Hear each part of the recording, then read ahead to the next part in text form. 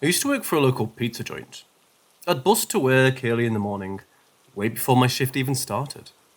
I did this because I have high anxiety and like to be able to work at my own pace to forgo any surprises. For example, I like to come in 3 hours before my shift to make my task lists and clean from the night before. Most days, I was alone from 7 a.m. to about 12 noon. If we had a large early order, then my boss would be there at 10 to help. Well, one day, we had an order for 17 large pizzas out by noon when we opened. So I made sure to be there early and get as much prep done as possible. Soon, my boss showed up and we busted out all the pizza and boxed it. Just after we finished, he and I both heard a loud crash that echoed through the small store. We both jumped out of our skins.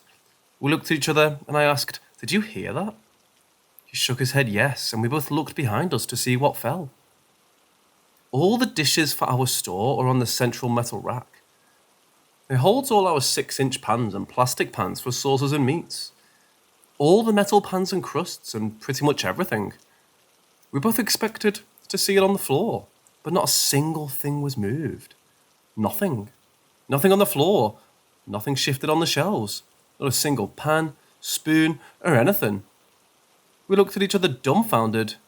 "Dude, are you sure we just heard that?" I asked him. "Yes. There's no way that didn't just happen," he said. I spent the next 20 minutes trying to figure out what we heard. What could have fallen? Nothing made sense.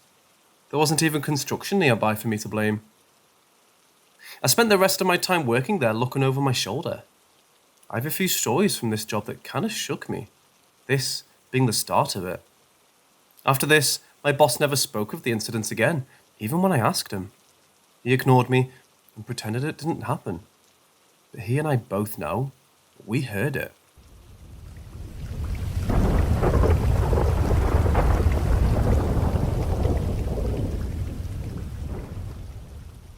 One day, I was standing at the far end of the shop making pizza skins for the day. Skins are what we call crusts. I would sheet huge balls of dough in the sheeter and cut circles out for about 3 hours in the morning. While doing this, I'd chat up the housekeeper. She would stand next to me on my right with her back to the dishwasher, and I always had music on. I noticed her glance to the left towards the back door. I figured out the guys next door at the bar was coming over to grab a uniform from the garage, but when I turned, there was nobody.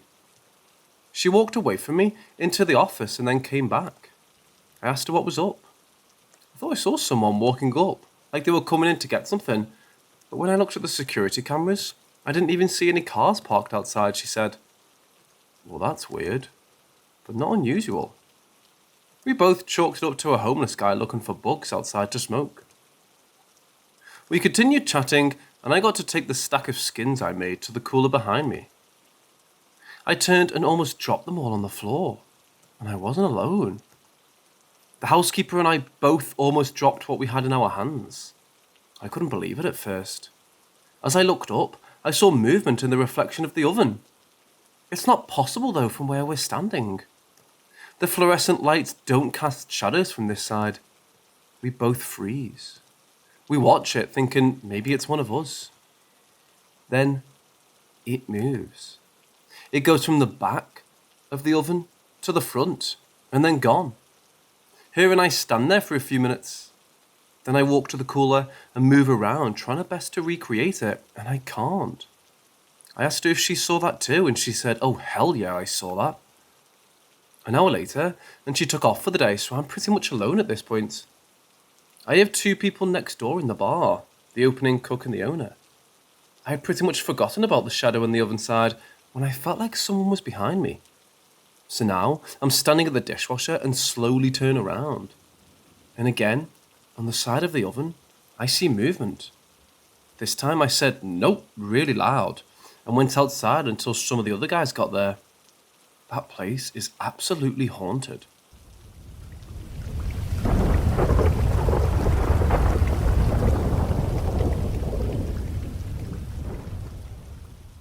This story dates back to 2014/15. I was 12 years old at the time, and it was the first paranormal experience I ever had. So I'm from India, and in the summer of 2014, I was on holiday to my maternal grandparents' home. It's been a very usual routine every summer that both of their daughters, my mum and her sister, came to visit them and live for a couple of weeks. One day, I watched a casual horror movie at around 12 noon. It wasn't terrifying, but intriguing. The afternoon passed, and in the evening, I was up on the terrace with my aunt, giving water to the plants, and I asked her a question. You've lived here for so long. Has there been any paranormal stuff over here in the neighbourhood? She was hesitant to answer, but upon repeatedly asking her to tell me something, she spoke. You see the house that's exactly right of the house that's in front of us? The people who lived there earlier had a history. Many years ago, there was specifically one woman in that household who was possessed. We used to hear screams from her one day and diminished roars from the same lady the next day. Her eyes used to become blood red, and she used to behave in an uncontrollable way. Her voice used to change into a very grunty and heavy voice, and she even started to attack people. Me, being a 12-year-old, got scared listening to the story, and I asked her, it doesn't happen now, right? She confirmed that it stopped happening 3 or 4 years back, as her family took her to a sacred temple to get rid of the paranormal presence. I was actually relieved to hear that, but since then, I've been feeling a little uneasy. At night, we all used to sleep on the terrace as the power supply went shambles in the summers. So at night, we all used to be up on the terrace playing board games.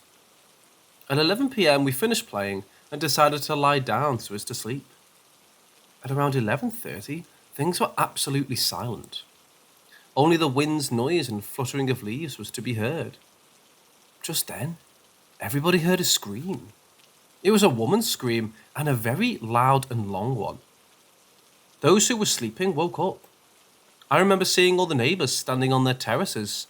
Everybody looked at just that one house as the scream came from there. As the screaming stopped, a very diminished scream was heard.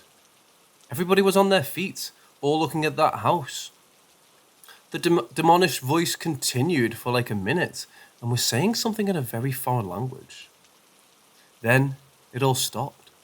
I was super terrified and was actually so scared I had goosebumps all over my body. Somehow the night passed. I slept close to my grandfather that night, as he always had a thick wooden stick with him while sleeping. The next morning, I was feeling super uneasy. Maybe it was the fear, but I felt that something was bound to go wrong that day. I spent the day playing games and doing homework, but wasn't able to concentrate on any of that. I was hoping I could somehow get out of that place. Then in the evening, I got a call from my uncle, my father's brother, asking if I wanted to go to the Vaishno Devi temple. It's a very sacred temple in northern India. I knew about that place being very sacred, and the idea of being close to a place of goddess made me agree with him. He picked me up, and we started our road trip. But the uneasiness didn't stop right there. When we reached the temple, there wasn't enough crowd and everything was empty. So my uncle asked me to get into the line while he submitted the bags to a cloakroom. He was like 40 meters away from me when I got into that line. Just then, from nowhere, I felt that more people had joined the line. It suddenly became crowded. It's hard to believe, but in like 2 minutes, the one single queue to the temple had become 4 or 5. I still don't remember if it was for real or it was a trick.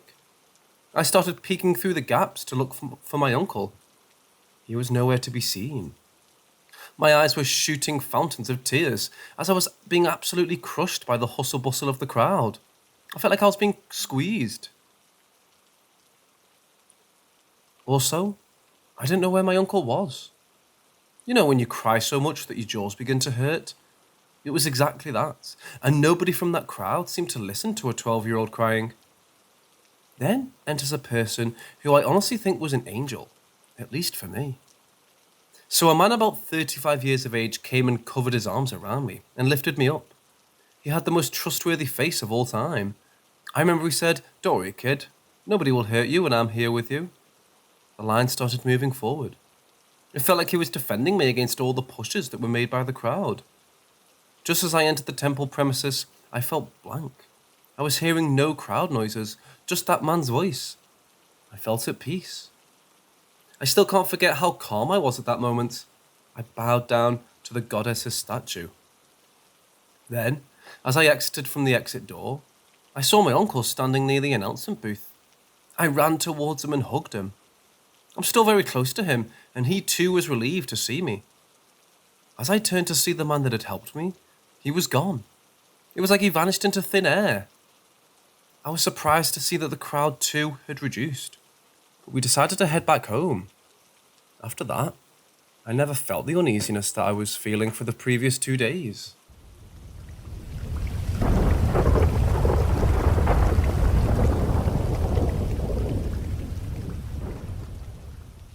When I was around 5 or 6, I woke up suddenly in the night. I was wide awake. This was no dream. The way the room was arranged meant that the pillow end of my bed was facing the door, so I could see straight into the upstairs hallway from my bed. So I woke up and I was looking into the hallway. I saw this extremely tall silhouette of a man with a long trench coat and a top hat. He walked straight past my room and down the stairs. Weirdly, I didn't even scream. I didn't feel scared, just confused. A few days went by and I must have mentioned someone called Scary Man. My mum had absolutely no idea what I meant, so I explained it to her. Fast forward a few years. I spoke to my dad about this encounter and he said there was something he'd never told me. He reminded me of a poetry book he'd once published and how it's called Shadows. He flicked to the page where the poem called Shadows was, and it was a poem about when he saw the exact same man that I did when he was around 5 or 6. Just to clarify, this poem and book was made before I was even born. The encounter had stayed planted in his mind for years, so he based his poem on this. My dad then explained to me another anecdote from years before I was born. This is always really interesting to me personally. I feel it shows the transition between life and death. My nan and her brother were visiting their dad, so my great-granddad, as he was dying. During his last moments, he started to get a bit delusional.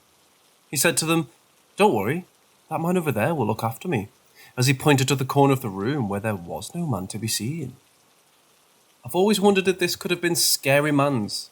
My nan and her brother were obviously confused, but just assumed this was a delusion of his.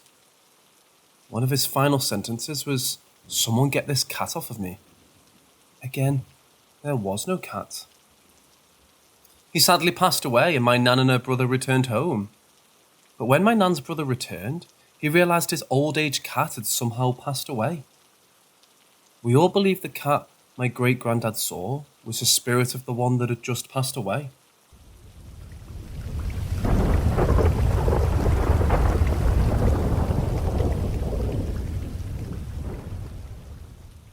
Going to my great-grandpa's was always fun for me. My parents would linger downstairs to talk to the grown-ups, while I went into the attic to play with the dolls. Looking back, those Raggedy Ann dolls creeped me out, but I wonder, why didn't he creep me out as well?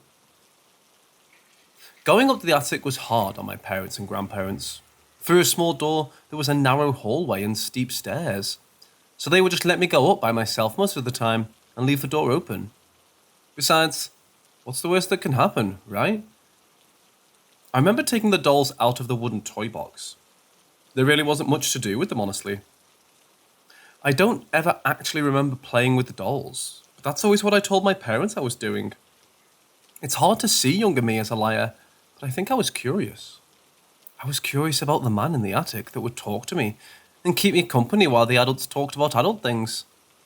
I often wonder if I was the man's only friend. I wanted to play with him, but he never did. Maybe he couldn't. He always just talked or stood and watched me play. I was really sad when we stopped going, but once I got older, I convinced myself it was just an imaginary friend I had. Years later, when a sibling was visiting my parents, they began telling a story about a man they saw at my great-grandpa's. The whole reason they stopped going. I didn't say anything because I didn't think they saw him. They told my sister that a time they went without me, they saw a man walk through the kitchen. They searched around and in the house for a possible burglar, since my grandpa was adamant no one else was there. I interrupted, "Did he look like Abraham Lincoln?" I asked jokingly, just to test the waters. But to my surprise, my mother stopped talking and just stared at me. I began describing his attire, which resulted in my mother questioning me. When did you see him? She asked me. Every time I went into the attic, I thought he was my imaginary friend. No, Abraham was not my imaginary friend.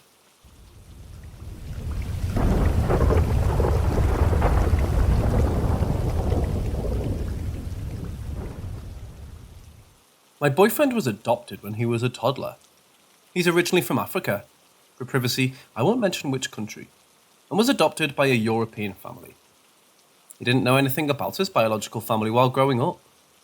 His adoption mom never gave him his birth papers and said she didn't know anything. Fast forward when my boyfriend was about 18, he found his biological aunt who was now living there. Small world. Friends of friends brought them together. Fast forward again. 7 years ago, his aunt was moving and wanted us there to help. I haven't met her yet, so I was really excited to meet her and his nephews. From the moment I met her, my instincts were on high alert.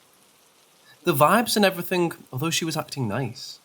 So we were in her new house, and it was really cold inside and just something wasn't right. I needed to go to the toilet and saw a huge pool of water in the middle of the floor. I freaked out, as there was no broken pipe or reason for it to be there. I tried to act normal because it was the first time meeting her and all. So I went down and told my boyfriend while smoking a cigarette outside what had happened. When it began to rain, we noticed a dry spot outside, even though it was raining. We had no explanation for this. It was really weird. After a long day, we just wanted to go home. Now, I couldn't get it out of my head. The water on the floor of the bathroom, the coldness, and the dry spot outside. I don't know when I started my research, but I assumed soon after the visit. I googled the address of his auntie and got sick in my stomach when I was reading what happened years earlier in that house. There used to live a family, mom, 2 daughters, and one of their boyfriends. The boyfriend of the daughter thought she was cheating. Seems she wasn't. So he decided to kill all 3 of the women with a bow and arrow in that same house. He's now walking a free man, which is unbelievable to me. But no wonder I was feeling like this. So much pain and bad energy. Such a horrible thing that happened. We told Auntie about this, and she told us she knew and the house was cheap because of it. I never went back. I'm highly sensitive and don't want to go through this. But she's into weird and dark magic stuff, and personally, I think she's feeding off that energy, as it's common in her country to practice it. She asks every Christmas to come over, and for me, it will always be a big no-no.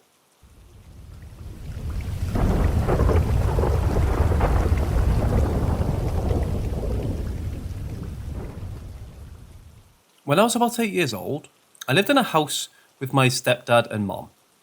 I had my own room, and in my room, I had a window next to my bed, and outside was my small backyard. My room and my parents' room were next to each other, and both rooms facing the backyard. My dog was sleeping outside in the backyard. I lived then in a warm country, so I had my windows a little open just to get some air in. I don't remember the time when I got to sleep, but it was very dark when I woke up, hearing something outside my backyard. And at the same moment, I get up, sitting in my bed, and look out of my window. Seeing the backyard, I hear someone or something calling my name very gently. And like a voice that you would call an angel, like a very beautiful voice, slowly saying my name over and over again. Me, confused as hell, started to go out of my room in the night. Went to the door in the kitchen that leads to the backyard. I had these like transparent doors, so I look out and see my dog just staring at the middle of the backyard. And for some reason, it stopped when I was about to go outside. And at the same moment it stopped, I got really cold and had like a panicking attack, knowing that that was not something good. So I ran to my parents' room and twisted the doorknob as fast as I could. But the damn door didn't open. Then I banged on the door, and my stepdad opened, and my mom was there telling me, what the hell am I doing? So I told them someone is laying my name outside, and told them I couldn't open the door. And then my stepdad said the door wasn't locked. Why didn't it open?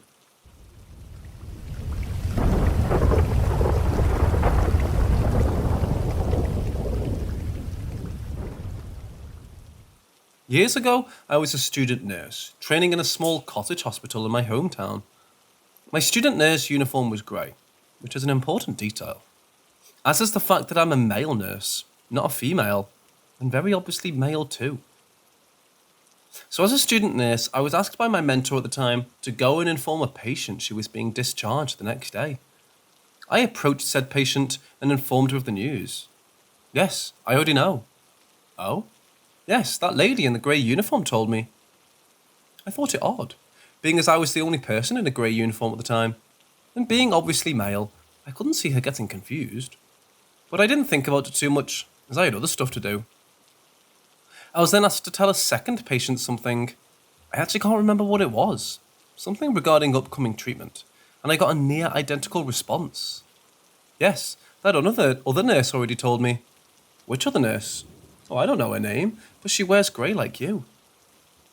At this point, I thought it was odd enough that I went to my mentor and asked if there was another student working on the ward. My mentor told me no. I asked if there was someone else wearing a grey uniform. At this point, my mentor and a carer both did a side glance at each other and asked why I was asking. I explained the situation. Both the nurse and the carer looked at each other knowingly and then looked at me. The carer looked visibly worried. I asked what was going on.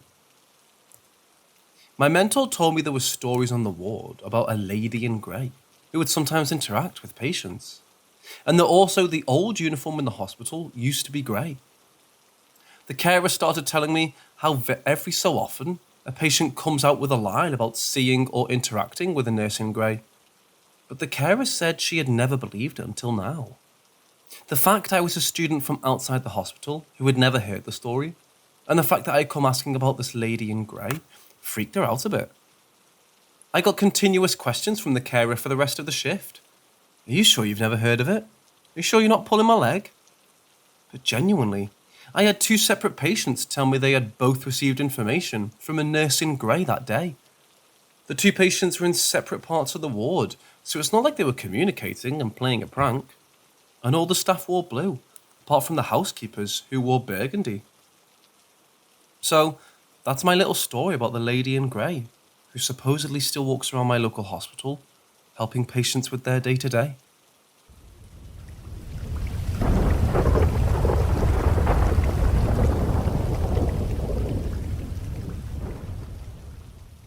Okay, so I'm currently on call with my boyfriend, and he just said something that creeped us both out. If it matters, by any chance, it's 1:33 AM for me, and 8:33 PM for them. I had screen share on, and I was watching a video of a guy playing guitar using a loop pedal, and I go back on Discord to see, are you unmuted? Confused, I might have unmuted myself. I go to check, but I haven't. Oh, okay, never mind. It sounded like you were crying, like full-on sobbing hiccups and all. What? That's weird. Yeah, you were saying something about being stupid as well. You went, fucking stupid, and he started crying again. Well, something I would definitely do, but yeah, I'm okay now. It couldn't be the video, because how can a guitar sound like someone sobbing and saying literal words? And it couldn't be my boyfriend's family either. His dad's playing a game, their mom's asleep, and their sister just came through into his room. You were sobbing and hiccuping, and then said that, and then started sobbing and hiccuping again, and it ended with you saying something else. I couldn't understand. Selfish or maybe stupid again, I couldn't tell.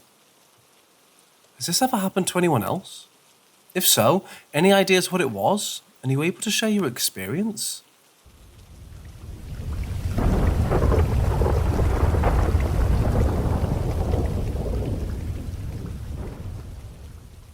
So 3 years back, we moved into this home in Arizona. It's a fairly remote area. Actually, a few miles out from an old Indian reservation.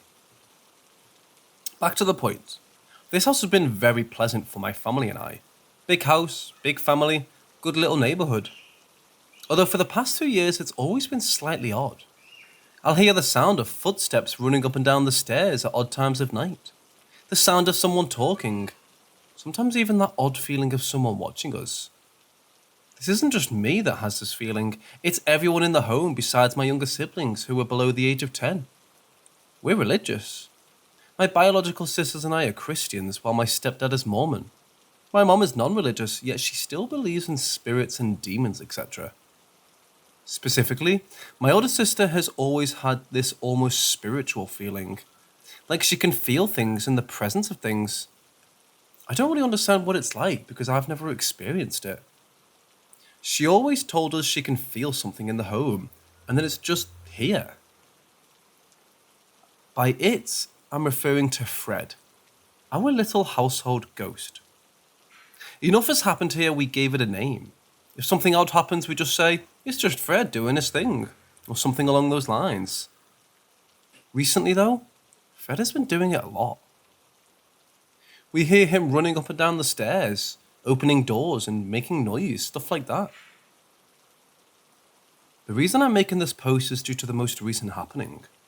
We actually may have caught Fred on camera. We have these Ring cameras in our living room and outside the house, just to make sure nothing happens while we're out. But they record throughout the night, and they even have a cool feature that recognizes when a person walks by, or when a face is seen. 2 weeks back, the camera alerted our phones that movement was sensed and that a face was seen. Now, it was very late at night, and no one was awake. The camera feed shows this bodily shaped wisp or shape moving very rapidly down the stairs and across the room towards the office area. Then, our dog wakes up and looks towards the stairs. On the camera, you can see an orb float towards the general area of the camera. This wasn't too frightening to us when we saw it, more just odd. It almost secured our belief that our friendly household Fred is there.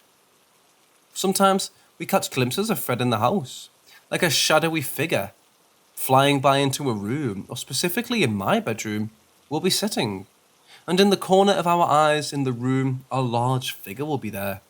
But when we look over, it's gone. I'm not particularly afraid of it, just wondering what y'all's input would be on this.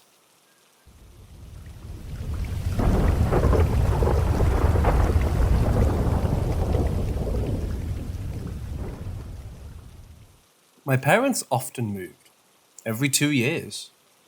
I was 15 when we moved into a nice apartment near the town hall, but the last owner, an old woman, died alone in the living room. The neighbours called for the firefighters after 2 weeks of not seeing her. One Saturday morning, my parents had left, so I was alone. I went to take a shower, but a few minutes later, I felt someone's hand grabbing my arm. I looked, and it was like water was flowing around the hand. I stayed calm and turned slowly as I said, "Bonjour." I'm from France. The feeling just vanished. I sure felt a little strange, but it wasn't fear. That person, or whatever it wasn't bad, and it never came back. But that was not the major paranormal event. I was 17, 18 soon, and my group of friends, 5 of us, thought it was a good idea to try a Ouija board one day. We were curious. It was a real experiment, so we searched for info on the internet to do it respectfully and safely.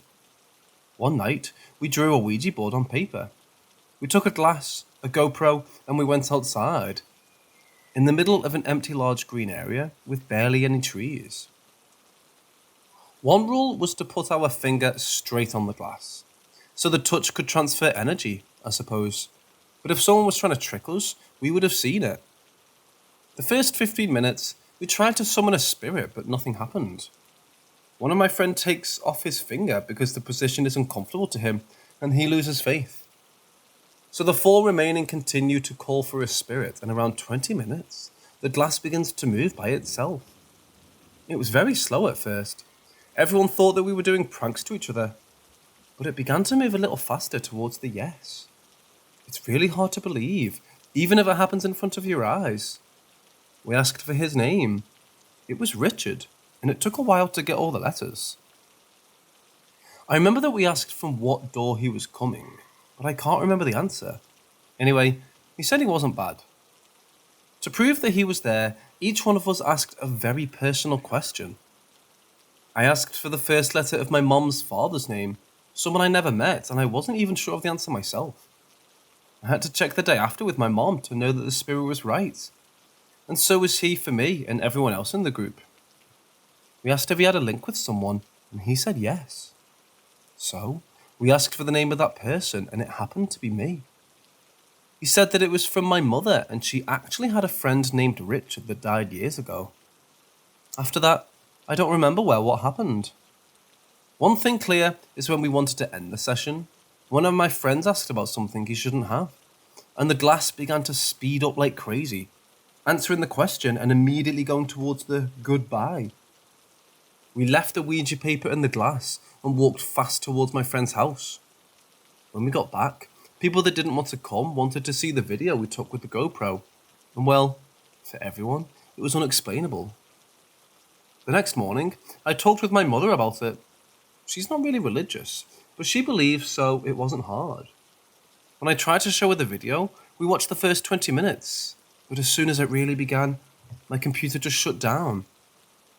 My mother said that she wasn't meant to see this, and I thought she was right, so I didn't try much after that.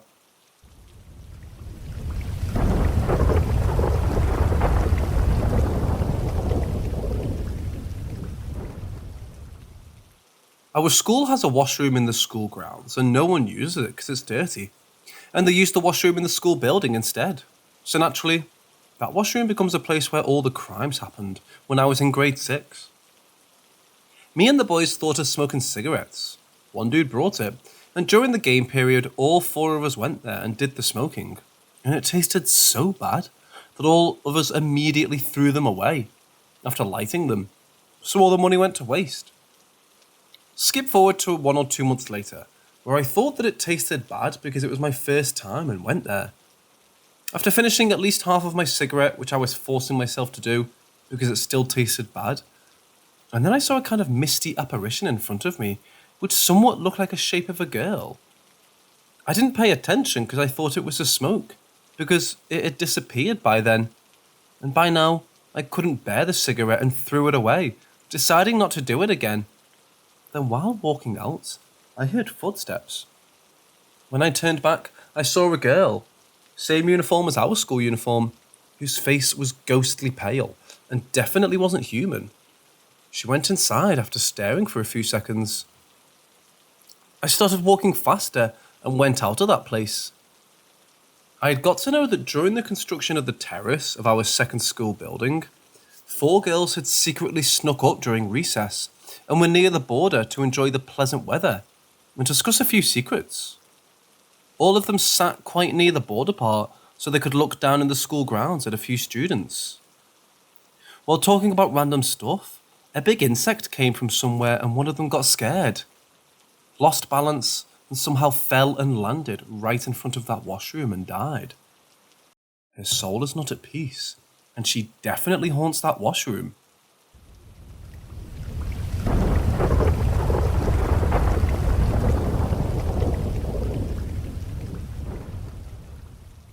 I've lived in my house in Scotland since my birth, and my mum, dad, and older brother, and someone else.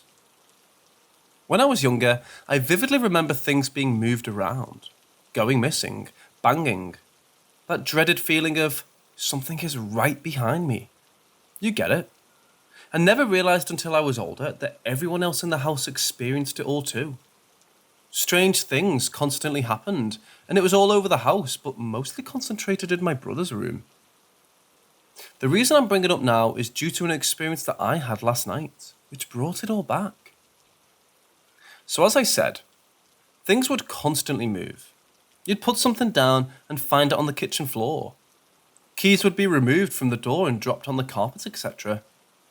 We all heard bizarre noises like whispers we couldn't pinpoint. The stairs are incredibly creaky, and you could hear movement like someone was walking up a few and back down several times a week in the middle of the night. One night, the Christmas cards we had strung along the wall all fell down at once and scared me shitless. It was a creepy vibe, but we all got used to it and decided to name our ghost Jake. Once he was named, Jake didn't seem so scary, and it became normal for us to shout, "For God's sake, Jake!" when we would get the crap scared out of us from some loud noise or something. It really eased the tension. Nothing has happened to me for a long time, although it continued for my family. But I moved out 7 years ago, and due to crappy circumstances, my fiancé and I have had to move in with my parents again for the time being. My big brother has left the house, taken all his stuff with him, like his computer and whatnot.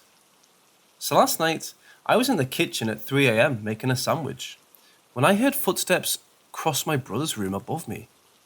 He has no carpet in his room, and it's essentially a storage room now that he's left for university. I listened to the steps, then distinctly heard his computer chair creak as it was turned and sat on. Then the tapping of keyboard keys in a room with no computer chair or computer. Then the loud bang as if something metal had hit the floor.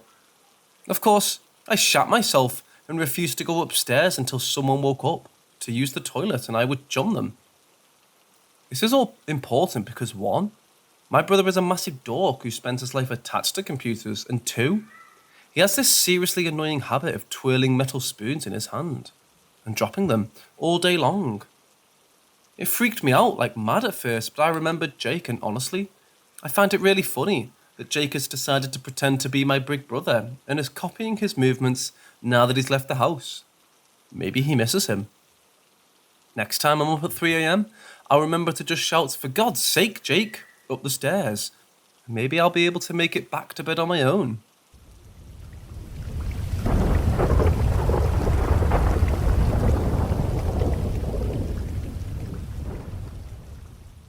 I was very young. Old enough to communicate, but young enough to still sleep in a crib. And since I was 2, I remember seeing a ghost all around the apartment. However, I would see it mostly in the bathroom mirror. It was tall, think 7 foot, and it wore an all-black suit. However, its most notable feature was its giant bird-like beak. I can't remember much about his hair colour or eyes though. If I went into the bathroom alone, he would be there in the mirror, staring at me from behind the mirror. But whenever anyone else entered, he would disappear. Whenever my mom put me in the bath, I would stare at the mirror and see him whenever she left to cook dinner.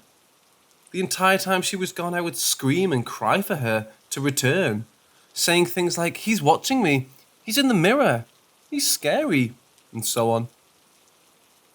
He would also rearrange items in the house, which my parents had seen. Think random items being stacked on top of each other. However, I'm the only one in the family who ever actually saw him. One night, he was sitting on the chair beside my bed watching me, like he always did. I wanted to scream for my mom, but she wouldn't believe me. One of my hands was hanging out of the crib between the bars. Then, for the first time ever, he stood up and started walking towards me. I started crying and shaking. He then grabbed my hand, opened his mouth, and licked my hand. It was disgusting and terrifying. I then screamed louder than I had ever before.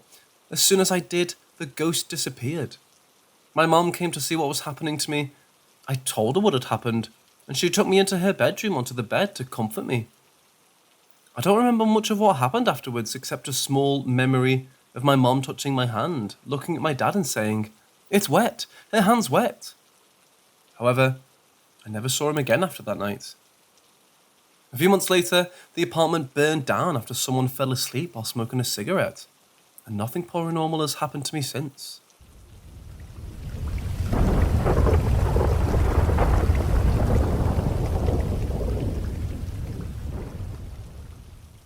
I was in 7th grade when this happened. It was a summer night, around 8 p.m. I went with my sister to a friend's birthday. I didn't really know a lot of people, but there were a few 8th graders I was familiar with. The party was on their roof in their own house, and this place had 2 roofs, like a lot of homes in India do. I was standing with the seniors in a circle on the lower roof. Meanwhile, the party was going on above us, and they were talking about some school gossip I couldn't relate with. I was really tired and extremely bored. There was a palm tree a few inches from the corner of the lower roof. As I got distracted, I noticed a slight light, almost sky blue, as far as I remember, visible from underneath the leaves of the tree. So now, at first I didn't pay much attention to it. The people I was standing with were still busy talking. I gave a glance. Then I saw it. It was a whole person hanging from the tree upside down. The light was coming from his eyes. He had no eyeballs, and he was looking directly at me and was smiling. It wasn't the creepy smile you must be thinking of. It was very peaceful. But I was, of course, in this situation, scared. The person disappeared in the blink of an eye. Literally. I was dead scared. I went inside and called up my father and asked him to pick me and my sister up. I couldn't sleep at night, and I even cried. That night, as I thought about it, I made an observation. I had been taking guitar lessons that time, and they were open to all age groups. Before the incident took place, I remember a newbie entering and sitting with us. He was there to inquire about the lessons. He was glaring at me continuously, and although I pretended not to notice it, I looked up and he was gone. I didn't think of this sudden abnormal disappearance as much as this time, but seeing the ghost on the tree had made it certain. He was the same person, same smile, and the same disturbing demeanour. I never saw this person again, and I haven't forgot a tad detail about it, even 6 years after.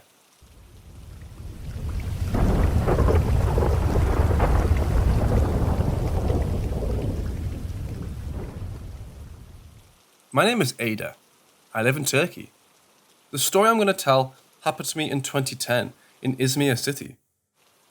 The day before the incident, we rented a shanty-style house to have some fun. We especially rented a house that's in a secluded area and away from other residences, since we've invited men and women to our party. I'll not provide too many details about the content of the party. We purchased bottles of alcohol, and after we picked up the girls, we headed home as 8 people. The shanty-style home had 4 bedrooms. We rented such a house so that each couple was going to stay in one room. There was a great pentagram drawn on the wall of the room I stayed in. There were Arabic or Hebrew inscriptions on each end. However, I didn't care about it at all. Any punk with a spray could make it. I didn't even think that this could be something paranormal at the time. I mean, pentagram shapes drawn on the walls are just cliches. Anyways, we started to drink alcohol with my girl. After 5 or 10 minutes, we heard a scream coming from the next room. We went directly to that room. One of the girls found a piece of paper on the floor, and therefore she was screaming. I took the paper from her to take a closer look. There were Arabic or Hebrew words like what I saw on the wall. I said, "Fuck, it's not important. Let's keep having fun." We kept having fun. After midnight, everyone lost themselves. Then, a door slammed really hard. I took my gun, which I always keep with me, and went to the door to check what's happening. However, there was no one around. Meanwhile, the girl in my room began to scream. I ran back to the room. She was crying on the floor. I helped her to stand up and asked what happened. She said, "Can't you see? It's looking at us in the corner right now." When I looked at the corner she pointed to, I couldn't see anyone. This is why I thought, I think she's mocking me, and kept the conversation short. We were all drunk. She could also be dreaming under the influence of the substances she consumed. Soon after, shouts began to be heard from other rooms. Then the electricity went out. Girls were putting on their clothes in panic. At that moment, I looked at the pentagram on the wall. It was bleeding like blood. I thought, am I drunk? But my girl also told me that she's seeing the same thing. Only seconds after, the entire house started to shake violently. First, we thought it was an earthquake. We all head to the door in a hurry to get out. However, the door wasn't opening. It could have been stuck due to the shaking. We tried to open it numerous times, but the door wasn't moving a millimeter despite our efforts. The shaking stopped. However, we decided to jump out of the window since we cannot move the door at all. After all, the house was a single-story building. We just headed to the closest window. All the windows in the house started to open and close at the same time, violently. It was pretty clear that what was happening was not about the earthquake or just because we were drunk. We all could not have the same dream at the same time. We were clearly experiencing something supernatural, and none of us had any remarkable knowledge about it. We were not able to open the door or get closer to the windows. We were trapped by supernatural forces, which we cannot understand, in this haunted house. It seemed like there was nothing we could do to run away from it.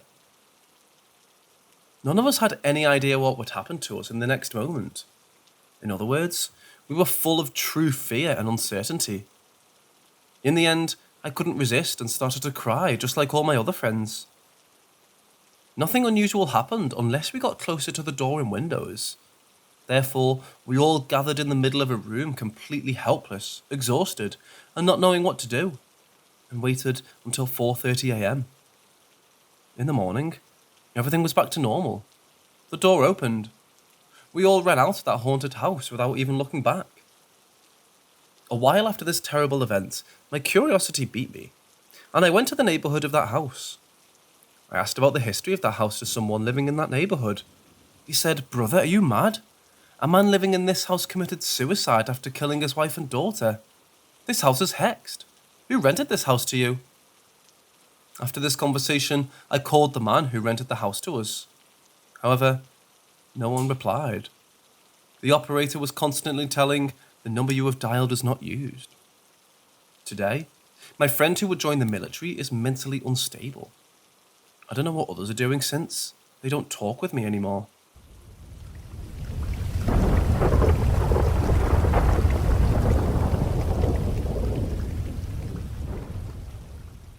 One day, my husband came home and said that his friend had recently acquired a house with air conditioning available and asked if we'd like to rent it, since the house we lived in only had a swamp cooler. The previous summer was horrible, and we suffered through some extreme heat. I wasn't going to pass on this opportunity, and so we signed all of the paperwork and moved in right away. One early morning while getting home from dropping off my husband at work, I was suddenly overcome with a strong feeling of nausea. I thought nothing of it and parked the car. As I stepped into the house, my eyes fixated on the kitchen area. There he was, a man who was see-through. He was bent over and peeking at me from the wall behind the kitchen and the living room, hiding himself from the waist down. He was just staring at me. As soon as I saw him, I dropped my keys to the tile floor. He quickly stood upright and was now hiding his whole self behind the wall. Now, normally I would have screamed, but at this age I was over it. Having seen so many spirits since my early childhood, I had grown accustomed to the unexpected visits. I turned on the lights in every room, making sure no one was physically there, and went to bed. Later that night, on our ride home from work, I told my husband of this unexpected visitor. He laughed at me nervously and told me to quit making up stories.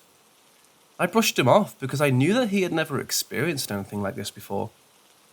My brother passed away shortly after this, and we decided to move in with my dad so that he wouldn't be alone during our grieving process.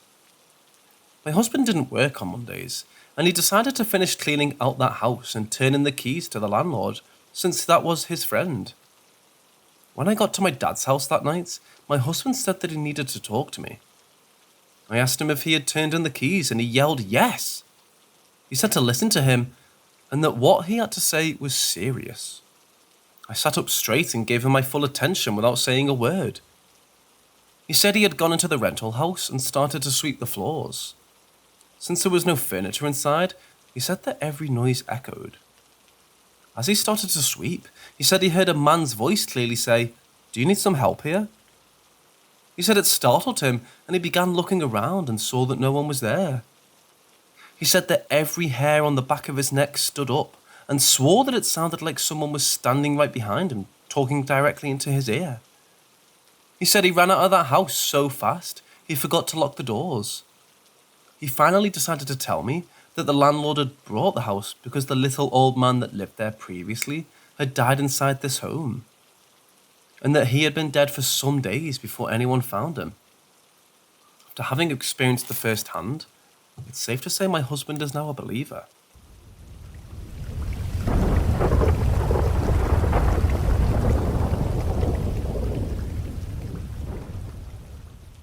This story I'm going to tell happened in 2008.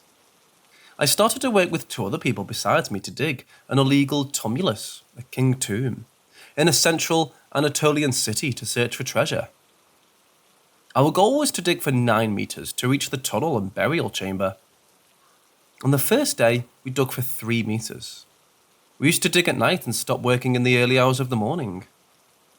On the next evening of digging, when I went to the digging area, we saw that someone covered the pit. It didn't make sense to us, but we had to start digging again. This time, we managed to dig 4 meters deep. However, when we went to the area the next evening, the pit was covered again, and we had to dig again. When I went home after the digging, I slept on my left side in my single bed. In my dream, I was digging in the area. With the final axe blow, a hole that leads to a tunnel appeared. When I enlarged the hole and entered the tunnel, there was someone who was long and holding a sword in his hand, and whose skin was stuck to his bones, next to a pile of gold coins. After looking at each other for a while, I asked, "Who are you?" He replied, "I'm the watcher of here. Who are you?" "I'm the new owner here," I said. He got up and said, "Stay away from here. Otherwise, you're going to die." And he slapped me in the face hard. I woke up with this slap. After the shock of the dream, when I went to the bathroom to check myself in the mirror, purple finger marks were on my face.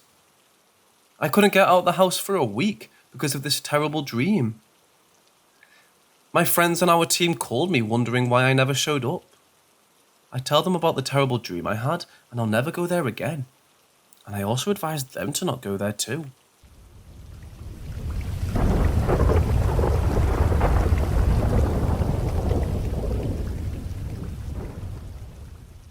Mahia is telling about his conflict with the demons in the village during his childhood, when demons cornered him in the barn after he got us from his home to piss. Now, I'm going to tell you about an event I had in my childhood. When I was a kid, just like every other kid, we used to be very curious about the demons. We tried every method we knew just to summon them so that we could see them. We were even spending time in ruined places, sitting on onion skins and ashes. We had a friend called Hussein. He used to know some Arabic and spells. He used to say things like prayers on onion skins. Anyway, we were trying such things all the time. We used to hear things such as footsteps behind us when we were trying to summon demons. Voices were coming out from ruined walls. We used to cover in fear and run away. However, we continued to keep trying the next day. In those times, we were going to primary school. We went to Erzurum together with my family in the summer. We used to spend our holidays in the villages, but they were amazing days. In those years, the toilets used to be outdoors. That summer, 3 or 4 days after I arrived at the village, I woke up at 3:05 in the morning. I had to pee, but I couldn't go to the toilet since it was outside and I couldn't find enough courage. The next day, we played games and had fun with my friends. In the night, I woke up at the same hour and minute, which was 3:05. Again, I had to pee. This time, I got up and woke my brother. He was mad, but still accepted to come with me. Nothing happened that night since I was with my brother. However, I was scared anyway.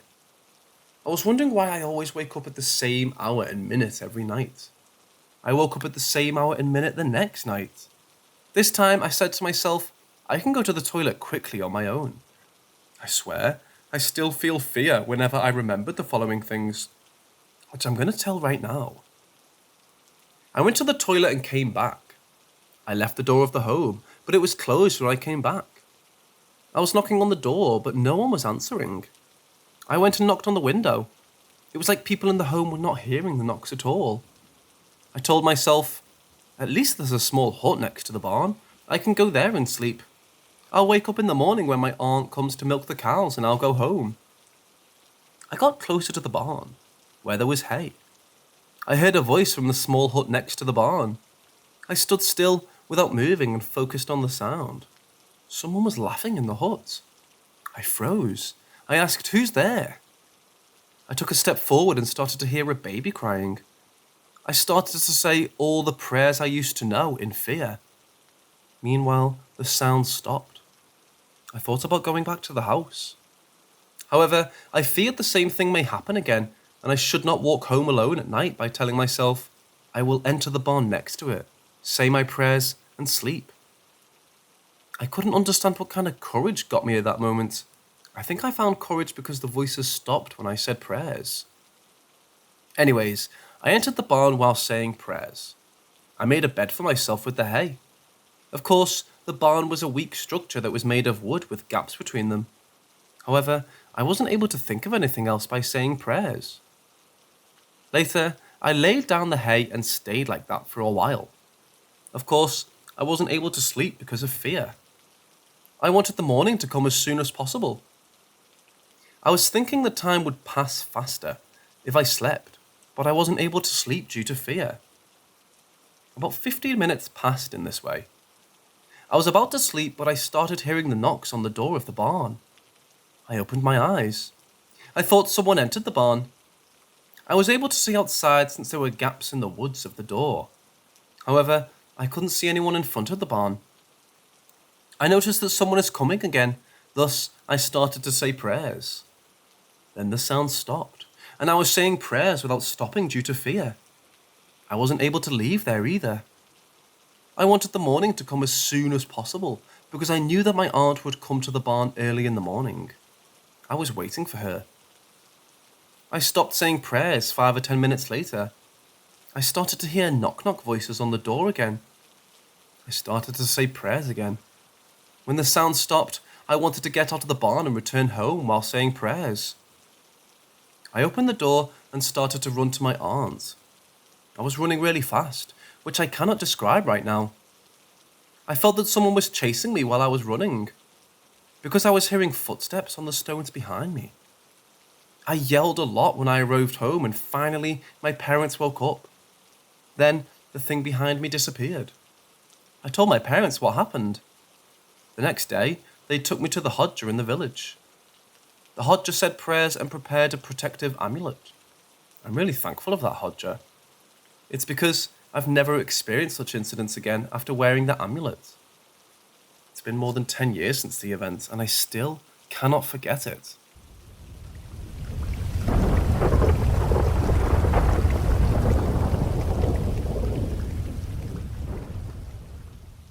These stories are centered on the first house my grandparents bought in Puerto Rico back in the 50s.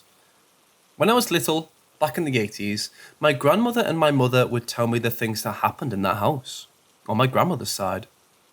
She was waiting for my grandfather in the living room. Out of thin air, a skeleton in the shape of a woman appears before her. The woman talked and told her to play the lottery and gave her the winning number. This is the old type of lottery that's called La Loteria Tradicional de Puerto Rico, which doesn't have a big payout compared to the regular lotto. The amount of your winnings are determined by how many tickets you buy for the winning number. Anyway, she won by playing it. They would hear at night heavy chains dragging on the roof. She told me that one night she stayed in my grandparents' room. My grandfather used to put a cup of water by his nightstand every night. She woke up and saw the Virgin Mary bringing a cup of water to his nightstand. One night, she went to the kitchen and saw a black woman holding a white baby. A few years later, I learned the backstory about the woman.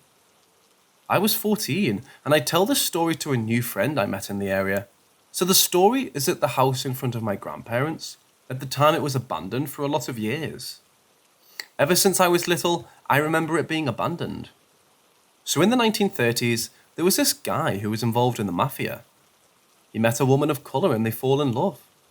He gets to the house and she gets pregnant. He was of Italian descent and he didn't want to introduce her to the family because in Puerto Rico, we're still extremely discriminated. And since slaves were freed in 1873, racism was still very fresh at that time. So the woman was adamant and said she would go and force an introduction to its family so they can be recognised as husband and wife and get married at a Catholic church before the child is born. So we killed her.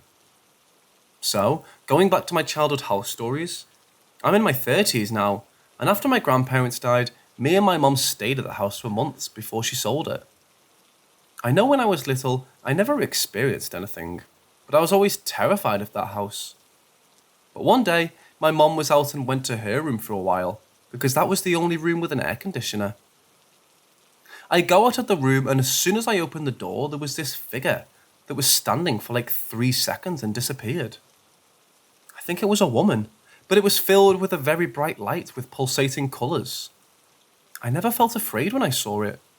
It didn't feel wrong or evil for that matter.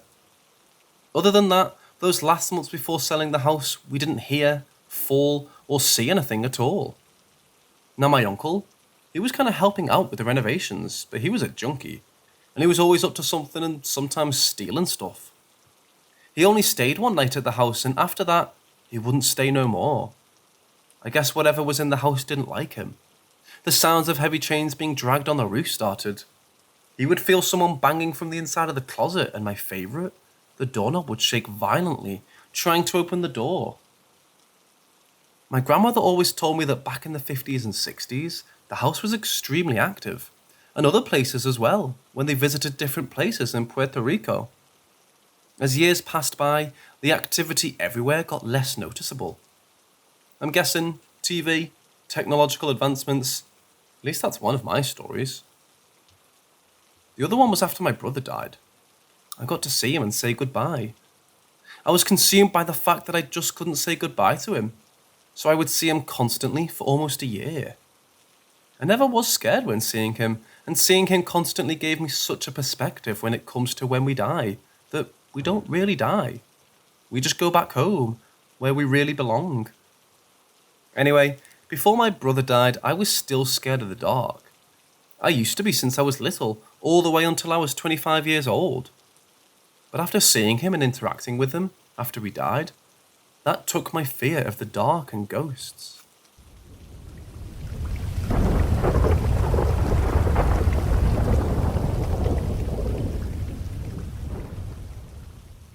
So this is something that's always reminded me in the back of my mind, and my parents didn't believe me as a kid. This started when I was around 7. We had just moved to another state, so my parents could have a fresh start for all of us. We had family issues back then. The house we had moved into was a beautiful older raised house, a little run down. It was close to public transport and across the road from an old folks' home, so nothing out of the ordinary. But it was far from what I expected. One evening, we had terrible hail and heavy rains, and the house being older and run a little, some of the rooms leaked through. My parents thought, just to be safe for that evening, that we'll all sleep as a family in the lounge room. Everything started off great. We fell asleep easy, but when 3ish rocked around, I heard our dogs barking, scared and whimpering. Of course, being a light sleeper, I got up and went to the back door to try and see what was fighting them, but I wasn't prepared for the dark figure on the stairs. Unfortunately, back then, I was way too brave for my own good, and checked to see if everyone was still sleeping, and they were, before opening the door. I slowly walked down and got a better look at the figure, who seemed to look like an elderly man from the side. He just stood there staring at the dogs as I walked down a couple more steps, and tried to tell him he's not supposed to be there. But he didn't respond, and my dumbass aggressively ran down towards him, yelling the same thing, only to have him turn, face me, and reveal himself properly. Just below his chest was a gaping hole of just a void, like someone had cut a perfect hole in it. Well, safe to say this scared the life out of me, but I knew I couldn't move or stop staring at him. He seemed to be trying to speak, but no words came before, and then he vanished. At this point, I was so scared, I ran back up the stairs and tried to wake my parents. But they kept telling me it was just a dream. I know what I saw, and I've walked past that house many times as an adult, and I swear I still get the same chill up my spine. I feel as I'm being watched.